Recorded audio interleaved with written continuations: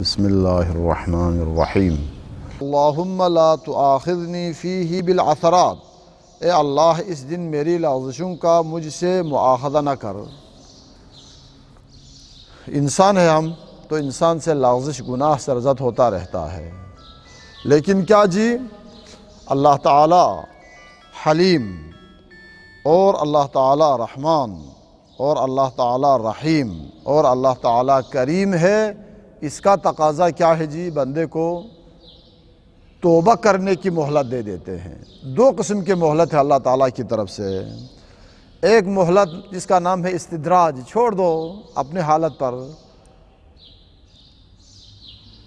اس کو کھلاتے پلاتے رہیں، اپنے حالت پر چھوڑ دو، تو اس انسان کے سرکشی میں اضافہ ہوتا جاتا ہے، طغیان میں اضافہ ہوتا جاتا ہے، تاکہ قیامت کے دن شیطان کے ہم نشین بن جائیں۔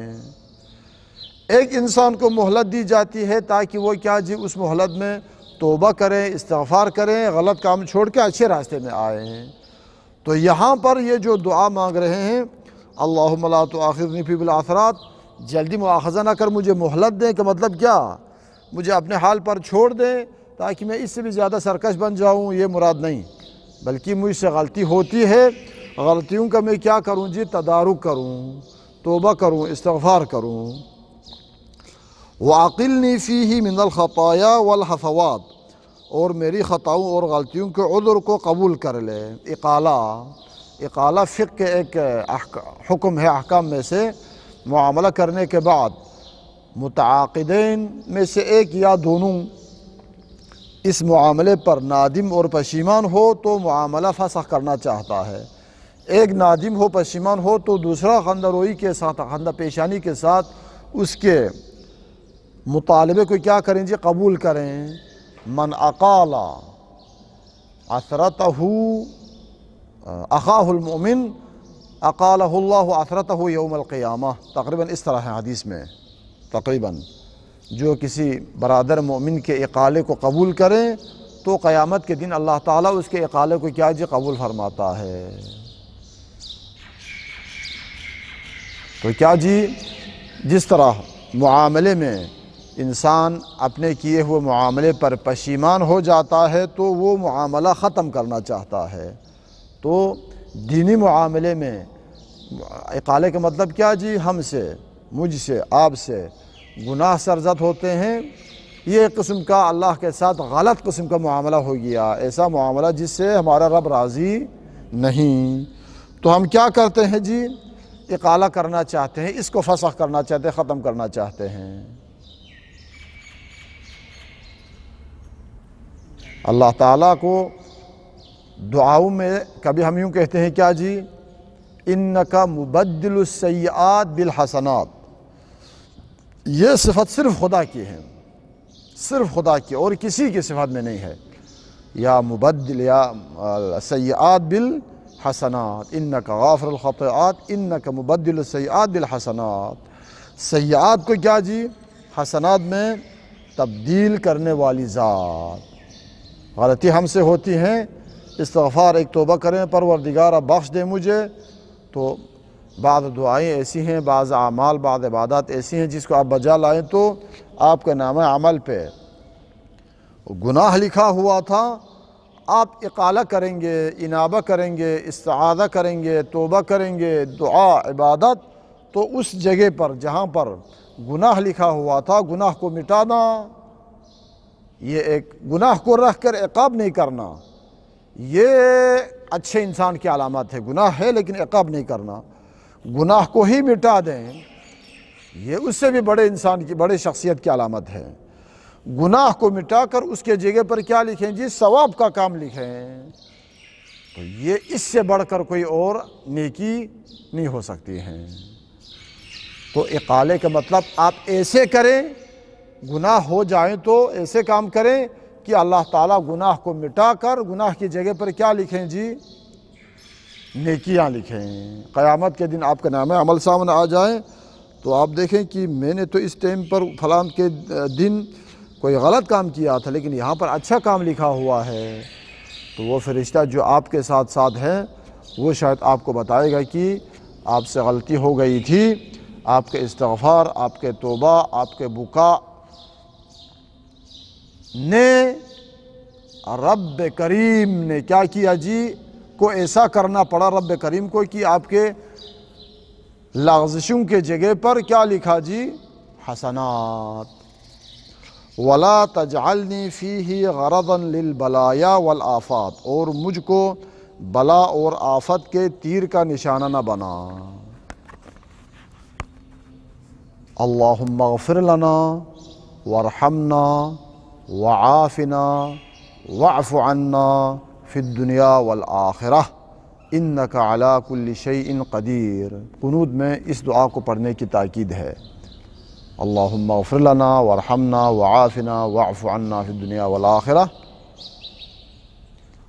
تعاقبات میں سے ایک تعاقبات کی دعاؤں میں سے ہیں کہ اللہم انی اسألک العفو والعافیت والمعافات فی الدنیا والآخرہ۔ انسان دعا کریں کہ بلا کے زد میں نہ آنے کے بعد کیا ہوگا؟ آنے کے بعد پر فیصلہ ہونا ہے۔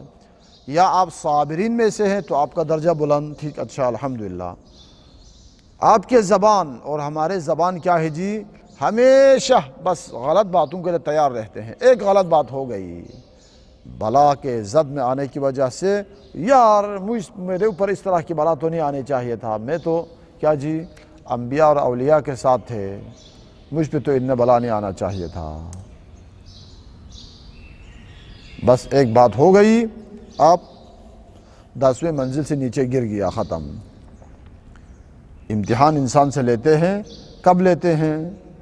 سمیسٹر ختم ہونے کے بعد امتحان لیتے ہیں۔ امتحان میں فیل ہو جائیں تو کیا ایسا نہیں کہ کل دوبارہ امتحان دے دیں، مکمل سمیسٹر آپ کا نقصان و ضائع ہو گیا تو کیا جی، یعنی مکمل سال آپ کا ضائع۔ تو اس طرح اللہ تعالیٰ بھی آپ کے چھوٹے موٹے کام کو معیار بنا کر کہتے ہیں ٹھیک ہے ٹھیک ہے، یہ ٹھیک ہے ٹھیک ہے، سارے ٹھیک ٹھیک ٹھیک، آخر میں کہتا ہم آپ کو ڈگری دینے کے لیے کیا جی ایک امتحان آپ سے لیں گے، امتحان میں کامیاب ہو گیا تو آپ کو ڈگری دیں گے۔ امتحان کے شکل پر ایک بلا آ جاتا ہے، بلا میں آپ اور میں کیا جی غلط باتیں کر کے وہاں سے پھیل ہو جاتا ہے، تو آپ کے 2 سال 4 سال 5 سال 10 سال کم زیادہ اس نے چھوٹے موٹے آپ نے کام کیا تھا، وہ کر کے ادھر پہنچا تھا، ڈڑک نیچے چلا گیا، دوبارہ پھر شروع کرو۔ پھر انسان نا امید ہونے کے بعد پھر وہ اچھے کام جو پہلے تھوڑے امید کے ساتھ بجا لاتا تھا، انجام دیتا تھا، وہ بھی کیا جی انجام نہیں دے سکتا ہے۔ تو اس لیے دعا میں یہ کہا جاتا ہے کہ پروردگارا مجھ سے امتحان لینا ہے تو آسان قسم کے امتحان لے لیں۔ اب ربا کیا صیغہ ہے تمہیں جلدی بتا سکتا ہوں، فعل ماضی کے کتنے صیغے ہیں تمہیں جلدی بتاتا ہوں۔ دینی مسائل میں سے کہیں تو صبح کی کتنے رکعت ہے؟ 2 رکعت، بس ختم، پاس ہو گیا۔ سخت ترین امتحان مجھ سے نہ لیں جس کا جواب میرے پاس نہ ہو۔ تو اس لیے فرماتے ہیں وَلَا تَجْعَلْنِي فِيهِ غَرَضًا لِلْبَلَايَا وَالْآفَاتِ بِعِزَّتِكَ يَا عِزَّ الْمُسْلِمِينَ۔ دعاؤں میں بعض کلمات، بعض اسماء حسنہ ایسے ہیں جن کو واسطہ دینے سے بعض کتابوں میں اس طرح ہیں کہ دعا قبول ہو جاتے ہیں، تو ان میں سے ہیں بِعِزَّتِكَ یا عزیز، اللہ تعالیٰ کے اسماء مطہرہ مبارکہ مقدسہ میں سے اس اسم کے بارے میں ہے کہ اس اسم مقدس مکرم معظم کو واسطہ بنائیں تو کیا ہو جاتا ہے جی؟ دعا ہو جاتے ہیں۔ بعزتک بعزتک، یا اللہ 10 دفعہ کہنا، یا رب، یا رحمان، یا رحیم، یا کریم العفو، یا حسن التجاوز، یا واسع المغفرہ، یا باسط الیدین بالرحمہ۔ یہ دعائیں ہر کلمہ، ہر جملہ، ہر اسم کا الگ الگ اثر ہے۔ دعا میں بعض جگہ ایسی ہیں جہاں پر کہا جاتا ہے کہ بعزتک یا عزیز، یہ کیا ہے جی؟ بہت بہت مؤثر ہیں۔ صبح کی نماز کے بعد تفسیر معین میں ہے، تفسیر معین ایک تفسیر ہے، ایک جلد، جس کے حاشیے میں قرآن کے جو صفحے پہ جو آیات ہیں اس موضوع کے مطابق اس کے حاشیے میں احادیث ہیں۔